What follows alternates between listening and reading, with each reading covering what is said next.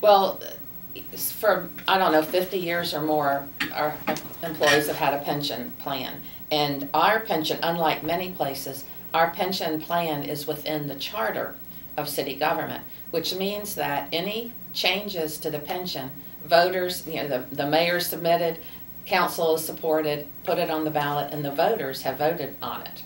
And so if the voters, a few years ago, the voters didn't like one proposed change and they voted it down. So the point being that this is something that's been going on for a number of years and the voters have supported it in the past. Now, a few years ago, 07, 08, what happened to the economy then, and our investments in the pension system and the pension plan tanked. And so there was quite a bit of loss.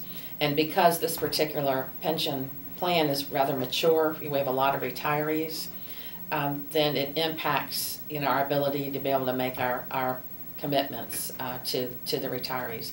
And so we now have to make up for an unfunded liability. And we're amortizing that over so many years, but it means that every year we, in addition to the normal amount that we would put in the pension plan for our current workers, we also have to put in additional for these losses. So this year was an extra $2.2 million.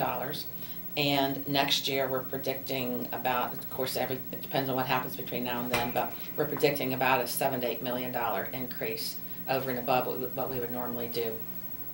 So we have two issues here. One is we have an unfunded liability that we are obligated to pay. And by the Tennessee Supreme Court decision of several years ago and a more recent Attorney General opinion, we are obligated to pay those. If a government employee has a pension, then you're obligated to pay that amount that you had committed to them. And so on one hand, we have to make plans to pay those in future years until that unfunded debt has been paid off, has been paid. The second track is to change the current plan so that we don't get into the same type of issue again.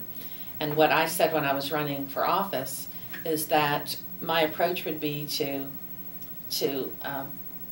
propose a plan, a pension plan, that reduces taxpayer risk, market risk, and costs, and at the same time keeps us competitive so that we can recruit and retain police officers and firefighters and our employees, particularly in the uniform bodies. We're competing with other cities that do still offer defined benefit. So what I've done, we did a lot of research on it, and we presented about 5 different scenarios of options. One, a defined benefit with fewer enhancements, and then on the other end, a total defined contribution, which means that all of the risk is on the employees. And then I also looked at some hybrids.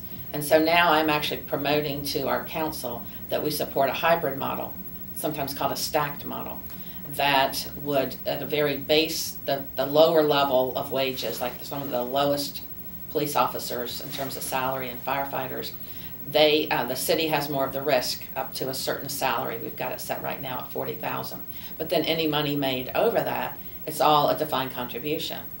And we're trying to reach a balance that would make sure that we can continue to retain our experienced firefighters and police officers, because we spend $50,000 to $100,000 training them and equipping them, recruiting them. And what we found in the past is that you've got federal agencies around here, and there's other cities that can recruit them away right when we've invested all the money in them. So I'm trying to find a balance there that achieves both of those goals.